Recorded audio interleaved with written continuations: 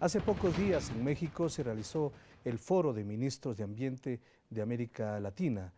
En este foro, sin lugar a dudas, se adoptan posiciones comunes de los países de la región en torno a un tema tan importante como es el cambio climático. Ecuador, que fue la sede hace un año y que mantuvo la presidencia con la ministra Lorena Tapia, también tiene algunos elementos y varios argumentos respecto a este tema. Vamos a conversar en los siguientes minutos justamente con la ministra de Ambiente, Lorena Tapia, para dialogar sobre este y otros temas, a propósito también de que ayer se cumplió el Día Mundial del Agua y tendremos elementos sobre este aspecto. Ministra, como siempre, gracias por asistir al Ciudadano. ¿Cuáles son los elementos claves, centrales de este foro que se realizó, el 19º que se realizó allá en Ciudad de México, respecto a la posición común de los países de la región en torno al cambio climático? Bueno, muchísimas gracias por la invitación y un saludo a los televidentes. Bueno, este es un espacio muy importante para la región, para los ministros de Ambiente de América Latina y el Caribe.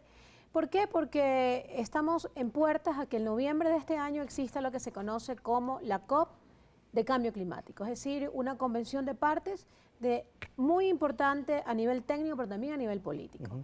Un reto para los latinoamericanos y centroamericanos para establecer posiciones regionales para que nos den, obviamente, factores de negociación mucho más fuertes. Y en este sentido, en este foro, ¿cuáles fueron los elementos clave? En cambio climático usted habla de países en desarrollo y países desarrollados, ¿no? Y los países subdesarrollados. Hay diferentes categorías. Aquí la posición fuerte como países en desarrollo, países como los nuestros, es que nosotros no priorizamos lo que se conoce como mitigación, sino la adaptación. Así que esa posición en conjunto nos va a permitir que... ¿Y cuál es la diferencia, mitigación y adaptación?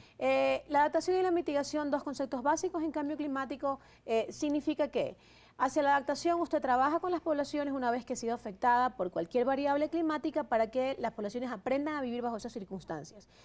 Y ahí es muy importante que los países desarrollados nos transfieran tecnología.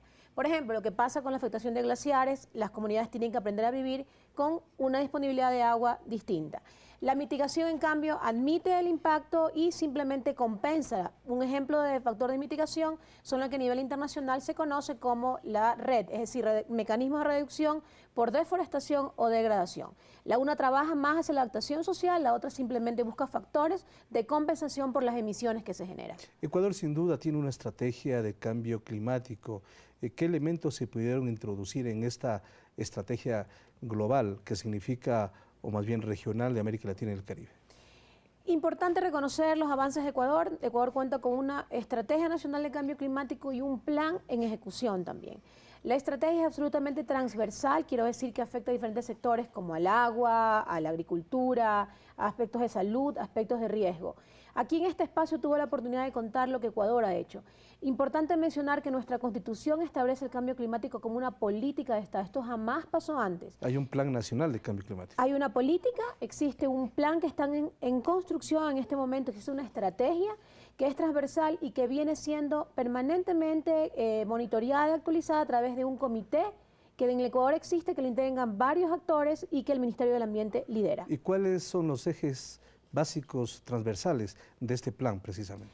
Los dos conceptos que le mencionaba de adaptación y mitigación, con una mayor fortaleza aspectos de adaptación que nos afectan a países como el Ecuador. ¿En qué medida este tipo de circunstancias que se están trabajando dentro y fuera del país ayuda en el Ecuador básicamente al cambio de matriz productiva? De manera radical, creo una oportunidad muy importante frente a la visión que tiene el presidente del cambio de matriz productiva. Nosotros estamos identificando varias cadenas de valor, como se reconoce, para poder posicionar productos muy puntuales dentro del cambio de la matriz productiva. ¿A cuáles me refiero? A lo que se conoce ahora como el biocomercio, es decir, veo la biodiversidad como un factor estratégico de recursos del Ecuador, los recursos forestales también vistos de manera estratégica y también el aspecto del reciclaje para apoyar el cambio de la matriz productiva. La matriz energética y la matriz productiva son muy complementarias. La matriz energética que cambia con lo que va a significar la implementación de todas estas hidroeléctricas que entrarán en funcionamiento en el año 2016, le va a dar al Ecuador un posicionamiento de un país pionero frente a la posibilidad de utilizar energía limpia como la hidroeléctrica. Vamos a reducir las emisiones, vamos a hablar de un país que más que hablar, actúa. Ahora, en este tema, ¿cuánta conciencia hay en el Ecuador justamente de este trabajo que debe hacerse, de este respeto al medio ambiente, de la reducción de residuos sólidos, entre otros elementos que son claves ahora? Bueno, eso es un trabajo permanente para la autoridad ambiental. Yo le puedo decir hoy que la mayoría de los ciudadanos ecuatorianos somos más sensibles a los temas ambientales. Que hay trabajo por hacer, queda mucho por hacer todavía, y es un trabajo que hay que hacerlo todos los días en los diferentes espacios. Ninguna autoridad ambiental puede lograr un resultado completamente exitoso si no va de mano de los ciudadanos, de ese compromiso por nuestro entorno. A la pregunta que usted me hace de desechos sólidos, por ejemplo, comentar el hito que significa también para este gobierno solucionar un problema que jamás fue priorizado por ningún gobierno anterior, justamente lo que tiene que ver con desechos sólidos. ¿Cuál es el resultado? El resultado hasta ahora ha sido el cierre o eliminación de buena parte de pasivos ambientales. Aún hay tarea pendiente, me refiero, por ejemplo, a los botaderos a cielo abierto, factores de contaminación, factores también de problemática social para quienes habitan en los sitios, en las zonas de influencia. Pero le mencionaba de este plan que le va a dar un cambio rotundo al Ecuador en este sentido, pero que ese plan nacional que lo vamos a lanzar en septiembre de este año, que habla de políticas claras, de normativas claras, de planes de acción claros para los municipios grandes, medianos, pequeños del Ecuador, va a decir qué hacer desde la generación hasta el aprovechamiento de los desechos sólidos. El día de ayer, sábado 22 de marzo, se celebró el Día Mundial del Agua. El Ciudadano TV realizó un recorrido por el Antizana y preparó un video sobre cómo cuidar este recurso hídrico. Veamos. Abrir una llave de agua es sencillo, pero ¿te has preguntado de dónde proviene? ¿Sabías que los páramos son la maternidad del agua? Pues en esta especie de almohadas que cumplen una función similar al de las esponjas se absorbe, concentra y distribuye este elemento esencial para la vida. Así nos cuenta Carlos Salas, mediador pedagógico del programa de educación ambiental del FONAG. El Fondo para la Protección del Agua, FONAG, tiene como razón de ser, como misión principal, cuidar las fuentes de agua del Distrito Metropolitano de Quito. ¿Para qué? Para que la población que vive en Quito tenga suficiente cantidad de agua y una buena calidad de la misma de aquí a largo plazo. Pero la falta de conocimiento y educación de la ciudadanía ha provocado su inadecuado aprovechamiento, según mencionó Edgar Toctaguano, trabajador de la empresa pública metropolitana de agua potable y saneamiento de Quito. ¿Por qué probablemente escasea el agua?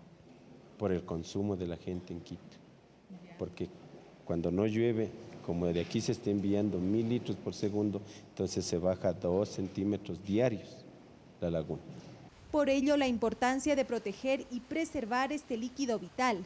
La estudiante Jennifer Fonseca considera que se debe empezar por acciones simples desde la cotidianidad. Nosotros debemos cuidar el agua desde nuestro hogar, por ejemplo, cuando nos cepillamos los dientes, no dejar abierta la llave, sino coger en un vaso la cantidad que la vamos a ocupar, porque el agua es un líquido vital para todos los seres humanos. Además, el músico Sebastián Salvador menciona que es necesario involucrarse y preocuparse por conocer esta realidad, para comprender cuál debe ser nuestro aporte en pro de la conservación de este recurso natural. Y hay que considerar que la responsabilidad de las generaciones actuales va a ser el derecho de las generaciones del mañana. Si nosotros somos responsables con la utilización adecuada de nuestros recursos naturales, la gente del futuro tendrá días o presentes de dignidad, que es lo que está en nuestras manos hoy en día. Este 22 de marzo se celebró el Día Mundial del Agua. Sin embargo, nuestra sensibilización y actitud debe ser constante. Es una responsabilidad compartida por la que debemos velar para que siempre haya agua para todos y todas. Con imágenes de Bolívar Ayala, Evelyn Andrade, El Ciudadano TV. A propósito, ministra, ¿cuál sería el mensaje de la ministra de Ambiente justamente por el Día Mundial del Agua?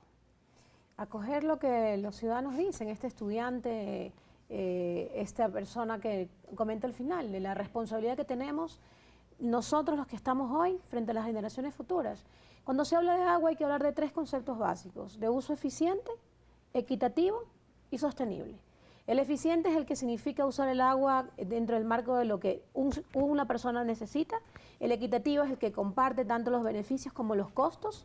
Y el sostenible es el que hoy usa de manera responsable para que las generaciones futuras también puedan hacerlo. A propósito, habíamos hablado hace poco respecto a un tema coyuntural, que es el Yasuní. El gobierno tiene una posición que ya la conoce todo el país, de cuidar precisamente, pero de generar recursos para que justamente estas poblaciones olvidadas tengan los más mínimos servicios, los elementales servicios. ¿Qué opinas sobre este aspecto que nuevamente ha entrado en debate en el país? Bueno, es una posición que se ha mantenido desde el gobierno, me refiero al respeto de los procesos. Hubo la decisión anunciada por el presidente, luego la Asamblea hizo su análisis y su pronunciamiento. Hoy vivimos el espacio de una posible consulta, los ciudadanos tienen derecho a esta iniciativa, pero habrá que esperar si esta recogida de firmas tiene la validez legal, si es viable la consulta o no. Por ahora, como ministra del Ambiente, lo que digo a la ciudadanía es que nos estamos preparando para responder frente a una posible explotación de forma eficiente, con un control, con una fiscalización oportuna. Responsable con todos los recursos que eso implica, financieros, de carácter humano. Prometer y cumplir, como lo dije desde el punto de partida, que si eso pasa, vamos a hablar de una explotación que sea un referente a nivel internacional, el equilibrio entre lo ambiental, lo social y lo económico, que es lo que usted mencionaba, donde toca hablar también de lo que necesita como modelo de desarrollo el Ecuador, el cuidado de sus recursos naturales, pero también la mejor calidad de vida para los ciudadanos. En todo caso, el plan inicial está en marcha, es decir, no se ha detenido, cuidando, resguardando todos los elementos claves para hacer una explotación responsable. Sí, la información ha sido muy transparente. Nosotros estamos esperando como ministerio que este tema comience, me refiero al proceso de explotación si se da, para que se active lo que habíamos anunciado que se llama el MAE, el Yasuní transparente, para que la ciudadanía vea en línea lo que va a pasar con el proceso. El respeto, como le digo, de los derechos, de la normativa como tal, y la responsabilidad del Ministerio del Ambiente de hacer un proceso de fiscalización y control oportuno. Ministra, ¿cuáles son las claves respecto al trabajo del Ministerio en este 2014? Comenzar hablándolo de Guayaquil ecológico, como guayaquileña que soy, hay un reto muy importante en Estero Salado, por ejemplo. Hemos anunciado que hasta el 2017 el estero estará descontaminado, así que seguimos con un proceso de monitoreo y control a las empresas, a los diferentes actores que contaminan el estero. Hemos elegido uno de sus ramales contaminados palanqueado para hablar de un modelo integral de descontaminación, es decir, causas de contaminación, desechos, un proceso inclusivo de reciclaje, un proceso de reforestación apoyado por la cooperación alemana que estuvo aquí, el Instituto Nacional Ambiental, así que los franceses que estuvieron aquí, que nos van a apoyar en este tema.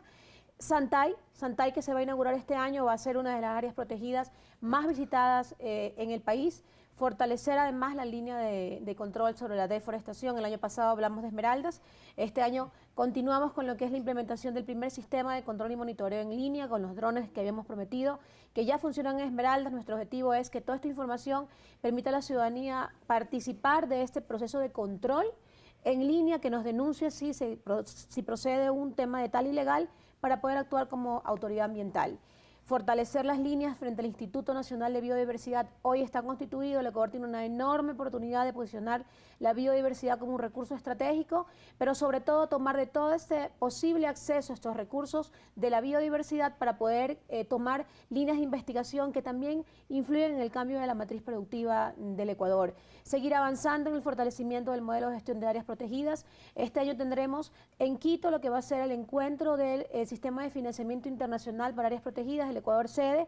¿Por qué sede? Porque Ecuador también es un referente en el avance que tiene en materia de áreas protegidas, pero seguimos fortaleciendo para que más gente que conozca, más gente que proteja, un modelo ideal en manejo de áreas protegidas dentro del Ecuador, sin duda. Muy bien, ministra, gracias por aceptar esta entrevista. Amable. Aquí en El Ciudadano hemos conversado con la ministra de Ambiente, Lorena Tapia, respecto a varios elementos y aspectos de su gestión y algunos temas internacionales que sin duda competen e interesan mucho a nuestro país.